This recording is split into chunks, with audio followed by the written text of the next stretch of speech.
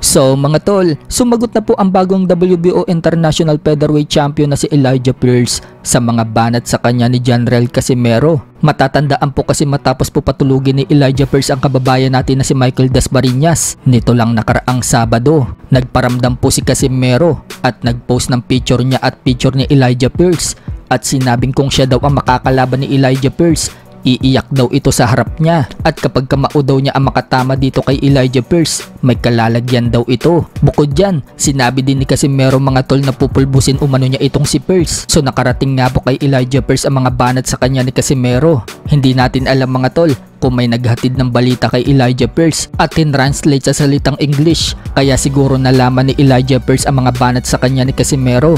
Kaya naman, agad-agad pong sumagot itong si Elijah Pierce at inangasan si Casimero. Shinare po niya ang post ni Casimero sa kanyang FB at sinabing patutulugin umano niya ang matandang si Casimero. Nakita na nga daw niya si Casimero sa personal ilang taon na ang nagdaan at ang masasabi lang umano niya, napakaliit daw ni Casimero. Ilalagay umano niya ito sa duyan para patulugin ng mahimbing. Hindi lang yan mga tol, dahil sa comment section may mga nagko-comment na ang kapatid umano ni Cuadro Alas na si Jason Casimero ang nagpost ng mga banat sa kanya at hindi daw si Cuadro Alas. Kaya banat ni Elijah Pierce, pati daw kapatid ni Cuadro Alas, patutulugin din daw niya. So grabe din pala itong si Elijah Pierce mga tol, maangas din katulad ni Cuadro Alas. Kaya maganda kung sila ang maglaban. Baka pwede siya mag-request kay Sean Gibbons na ipalaban siya kay Casimero para magkaalaman. Subalit marami po ang nagsasabi mga tol na malabo daw mangyari ang laban na yan dahil bata ni Sean Gibbons itong si Elijah Pierce. Samantala, nagpost naman po si Casimero ng update. Sinabi niyang konting antay na lang daw,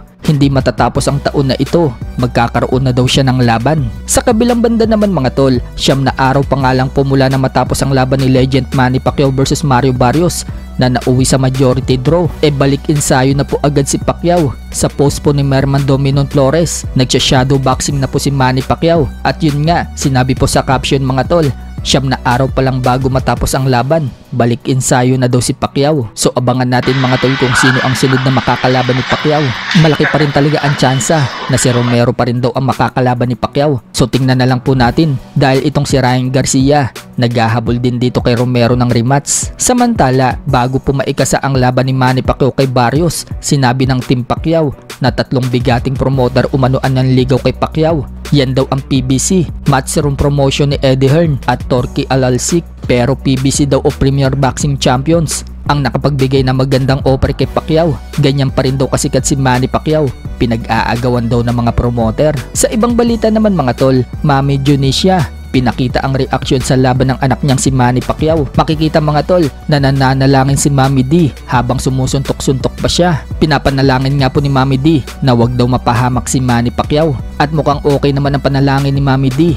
Kahit natabla yung laban, safe naman po ang kanyang anak at still kicking pa rin si Pacquiao.